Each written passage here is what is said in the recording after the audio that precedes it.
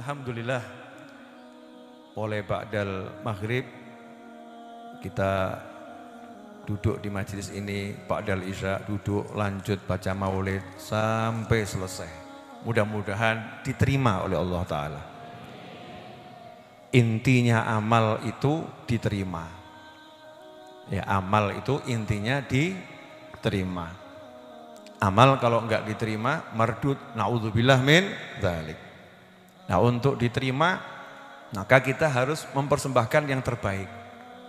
Kita persembahkan yang terbaik kepada Allah Subhanahu wa taala agar Allah menerimanya, ya, agar Allah menerimanya. Dan Allah pertama kali yang dilihat adalah innamal a'malu binniyat. Apa niat kita? Ya, apa niat kita? Itu untuk batinnya. Nah, untuk lahirnya apa yang kita lakukan harus sesuai dengan aturannya Allah Subhanahu wa taala. Termasuk Maulid Simtud Duror. Ya, Maulid Simtud Duror niatnya apa? Boleh niat macam-macam. Niat biar nanti dapat syafaatnya Rasulullah SAW. Ya, niat menyenangkan Kanjeng Nabi Muhammad SAW. A sampai Z boleh niat. Tetapi cara membacanya harus seperti yang diajarkan oleh yang menulis, ya, seperti yang diajarkan oleh yang menyusun. Karena untuk Simtud Duror ada aturannya sendiri. Nanti kalau sesuai aturan yang nyusun, sesuai aturan yang nulis, yaitu Habib Ali Al-Habsyi, maka niat kita yang di dalam hati ini sesuai dengan apa yang ada di lahirnya, sehingga diterima dengan sempurna oleh Allah Subhanahu wa taala. Tawassul dengan amal soleh itu bukan dibolehkan, tapi dianjurkan. Ya, bukan dibolehkan, di atasnya lagi dibolehkan, dianjurkan.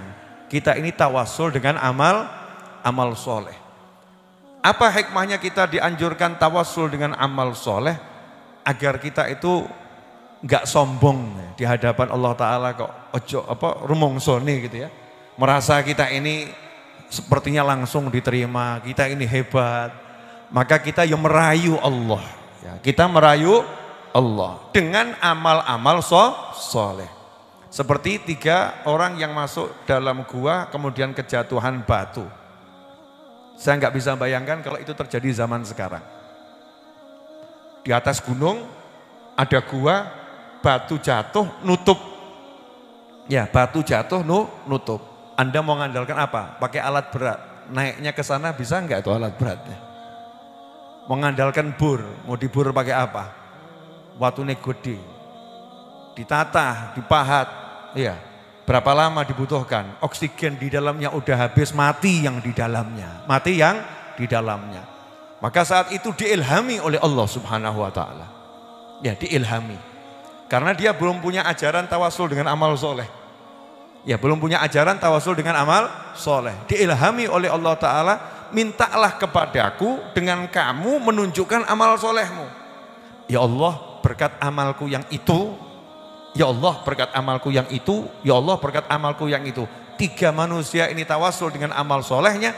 Hasilnya batu yang besar, gak perlu dibur, gak perlu pakai alat berat, ya, gak perlu orang repot tergeser. Maka kalau hidupmu tertutup batu yang besar, jangan ngandalkan bur, jangan ngandalkan traktor, jangan ngandalkan kamu punya teman, jangan ngandalkan kamu punya pengaruh, jangan mengandalkan kamu punya ilmu, jangan mengandalkan kamu punya strategi dan lain sebagainya. Tapi andalkan kamu punya Allah Subhanahu wa taala dan rayulah Tuhanmu, rayulah Allahmu dengan amal soleh. Dengan amal-amal yang kamu tujukan untuk Allah Subhanahu wa ta'ala. Salah satu amal soleh adalah mahabbatus solihin.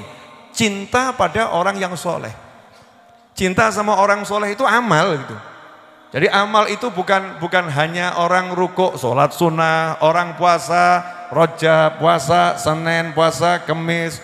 Amal soleh bukan hanya yang namanya zikir, sedekah. Tapi cinta pada orang soleh itu amal soleh, dan bahkan amal soleh yang luar biasa. Sampai Rasul mengatakan anta ma'aman ahbabta. Kamu akan dikumpulkan bersama yang kamu cintai. Modal amal soleh cinta maka kita bisa kumpul dengan yang kita cintai. Jadi kalau kita pengen kumpul dengan Sayyidina Imam Uwais Al-Qarani radhiyallahu anhu, hamba Allah yang soleh, maka dalam hati munculkan rasa cinta pada Sayyidina Uwais Al-Qarani radhiyallahu anhu. Kalau kita pengen kumpul dengan 4 sahabat Khulafaur Rasyidin radhiyallahu taala anhum ajmain, dalam hati munculkan rasa cinta kepada Khulafaur Rasyidin radhiyallahu taala anhum ajmain. Kalau kita pengen kumpul dengan Syekh Abdul Qadir Al-Jilani radhiyallahu anhu, dalam hati munculkan rasa cinta pada Syekh Abdul Qadir Al-Jilani radhiyallahu anhu. Kalau kita pengen dikumpulkan kepada Habib Abdullah bin Alwi Al-Haddad radhiyallahu anhu, maka munculkan di hati rasa cinta kepada Syekh Abdullah Habib Abdullah bin Alwi Al-Haddad radhiyallahu taala anhu.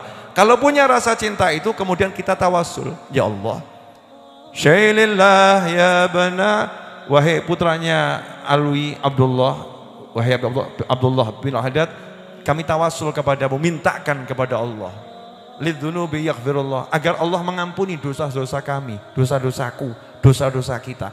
Dosa kita banyak atau sedikit? Banyak. Ya, kita untuk diampuni itu butuh tawasul. Mesti nanya dalil.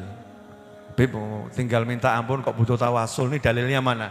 Walau annahum idzalamu anfusahum ja'uka fastaghfirullaha wastaghfara lahumur rasul lawajadullaha tawwabar rahima. Ini salah satu dalilnya. Seandainya ketika mereka menzalimi diri mereka sendiri dengan berbuat dosa kepada Allah Subhanahu wa taala, mereka kemudian mau mendatangimu. Ini orang mau tobat, mau istighfar, disuruh dulu mendatangi Nabi Muhammad SAW. Enggak ujuk-ujuk, ya Allah ampuni aku. Enggak, tapi disuruh datangi Nabi Muhammad SAW. Baru mereka istighfar, fastaghfirullah, minta ampun kepada Allah Subhanahu wa taala. Kemudian Rasul memintakan ampun untuk mereka. Fastaghfirullah wastaghfara lahumur rasul. Jadi yang mintakan ampun siapa?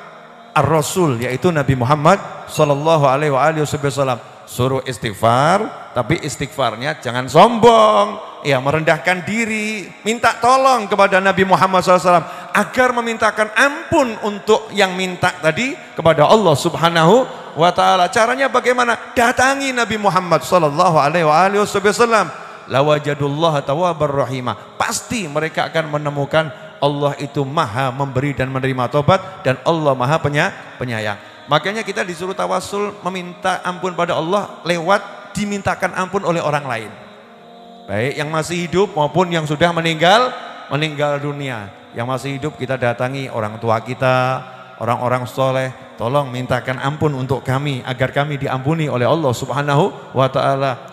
Terus seperti itu, seperti dalam kisah Nabi Ayub alaihissalam, Nabi Yakub alaihissalam, ketika putra-putranya berbuat dosa, ya, berbuat kesalahan sebelum diangkat menjadi nabi, berbuat kesalahan, kemudian nyesel karena melakukan kesalahan kepada Nabi Yusuf alaihissalam.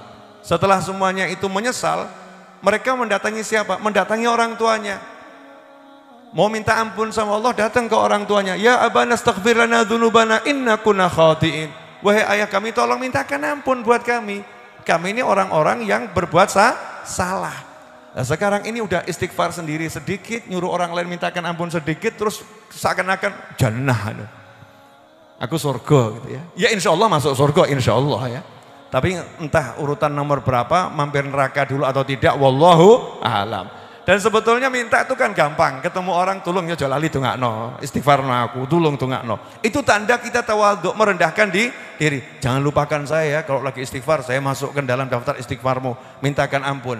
Sayyidina Imam Ahmad bin Hanbal radhiyallahu ta'ala anhu, setiap habis sholat, Rabbighfirli wali walidayya wali Muhammad bin Idris Asy-Syafi'i.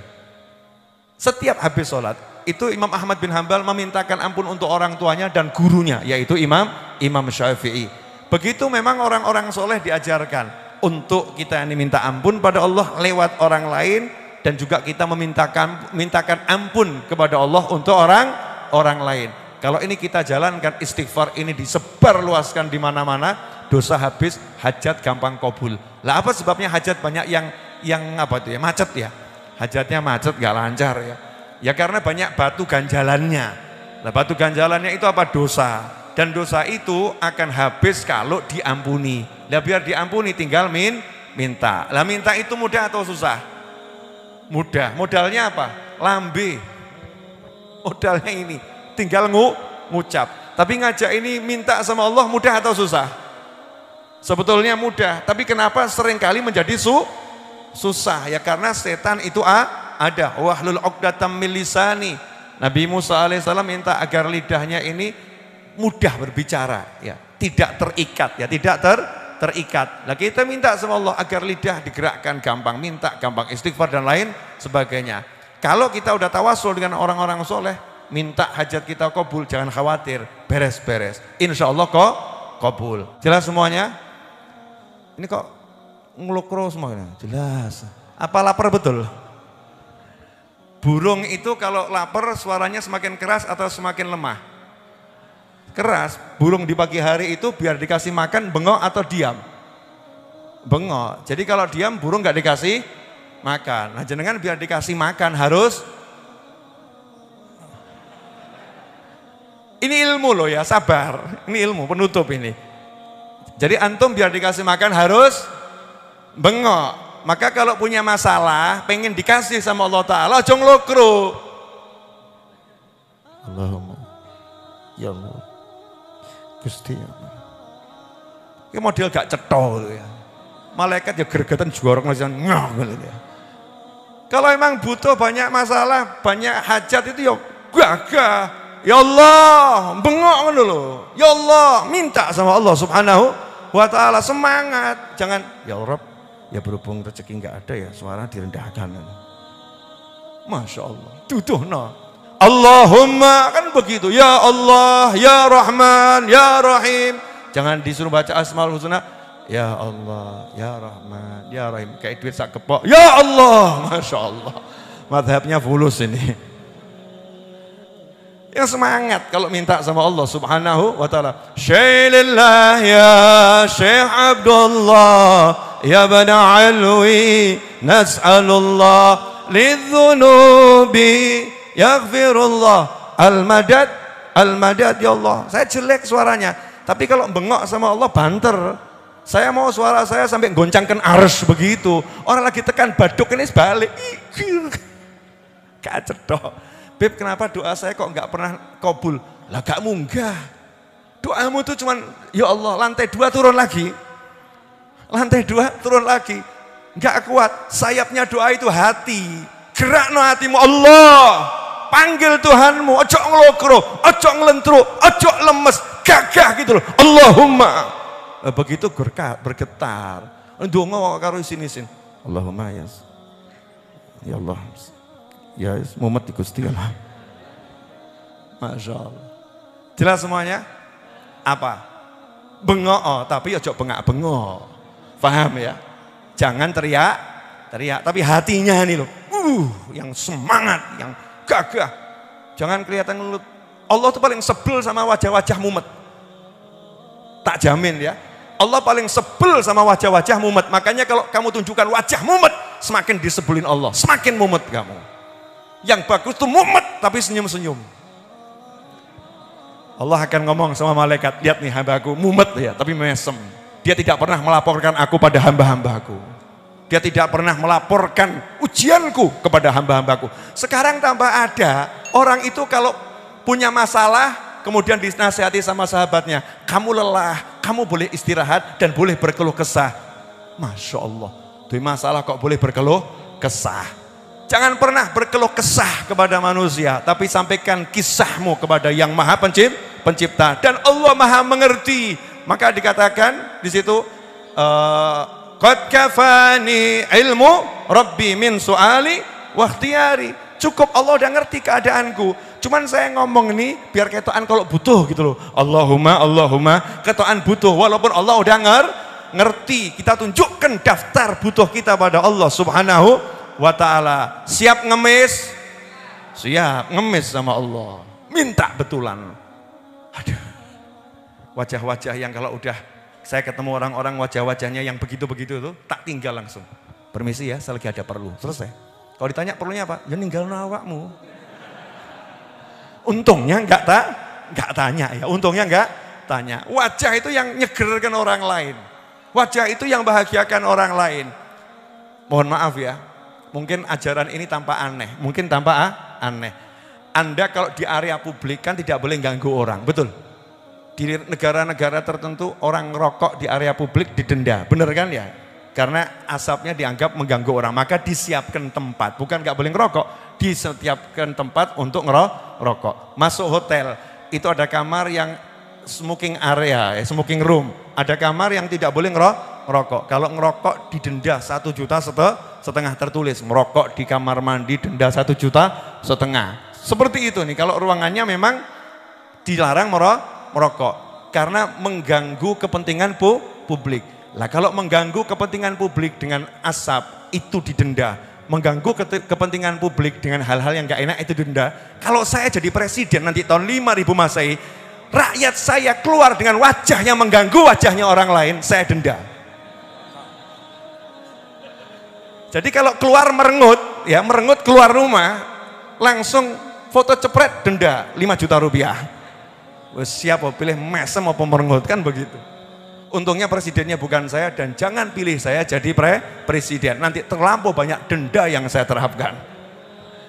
Wajah yang senyum, yang enak, yang seger. Lihat anak saya ini, oh Masya Allah, tuh ganteng kan? Nah, Masya Allah. Senyum gitu kan, wajahnya senyum. Jangan perengut, sumpak, suntak, suntuk, mumet gitu. Kalau mumet, wes turu, wes selesai. Jangan ganggu orang lain dengan wajahmu. Jangan ganggu orang lain dengan keluh kesahmu. Tapi sampaikan sama Allah, keluarnya semangat. Tak lihat kamu tuh banyak masalah ya, banyak utang. Saya ini utangnya akeh loh, kayak awakmu utang paling 1.000 2.000 gitu ya. 1 juta, 2 juta, 3 juta, 5 juta, 10 juta. Utang saya sekarang masih hampir 2M. Itu yang terdaftar. Yang enggak terdaftar lebih dari itu utang saya. Tapi apakah wajah saya wajah orangnya? Utangku akeh. Apa kaya ngono? Naudzubillah min dzalik. Segerno gitu, yang seger. Ya minta sama Allah Ta'ala yang yakin, yang percaya, yang pede, bergerak terus, senangkan orang lain. Sehingga apa? Allah kasih gitu loh. Allah akan kasih. Nah kalau wajahnya wajah melaporkan Allah, loh coba kurang ajar nih. Ketemu orang disumpok-sumpokkan. Terus kamu kenapa? Dikasih masalah sama Allah. Allah lagi beri aku ujian. Allah lagi beri aku masalah. Allah lagi, Allah lagi, Allah. Lah kira-kira malaikat nih marah enggak itu malaikat? Malaikat yang terdekat kanan kiri kita jorok no itu ya. Model gak jelas ini ya. Melaporkan gunjing Allah, ngerasani Allah. Naudzubillah min dzalik. Maka tunjukkan kepada temanmu, aku bahagia walaupun kamu punya bagian di sisi yang lagi diuji. Kan cuma satu bagian toh.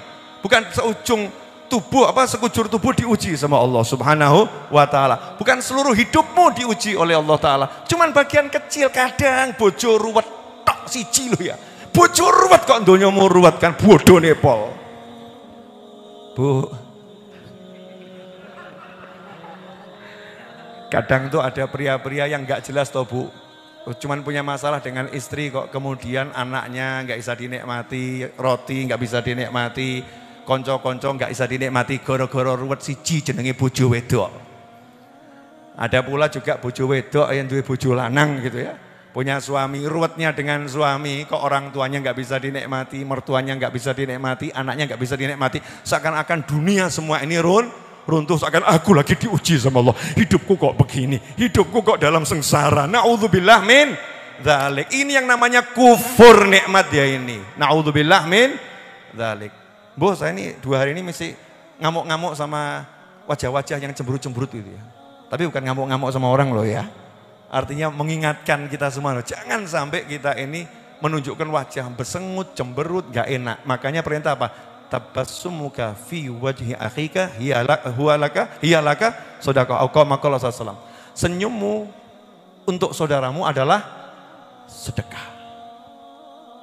Enak atau enggak enak itu?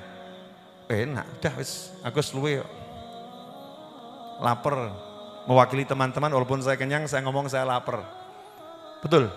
Lapar enggak? Ngaku lapar enggak? Bu? Lapar enggak Bu? Kok suaranya enggak jelas deh. Bu, takut dianggap keluh kesah ya? Enggak, ini bukan keluh kesah, ini ditanya. Lapar enggak?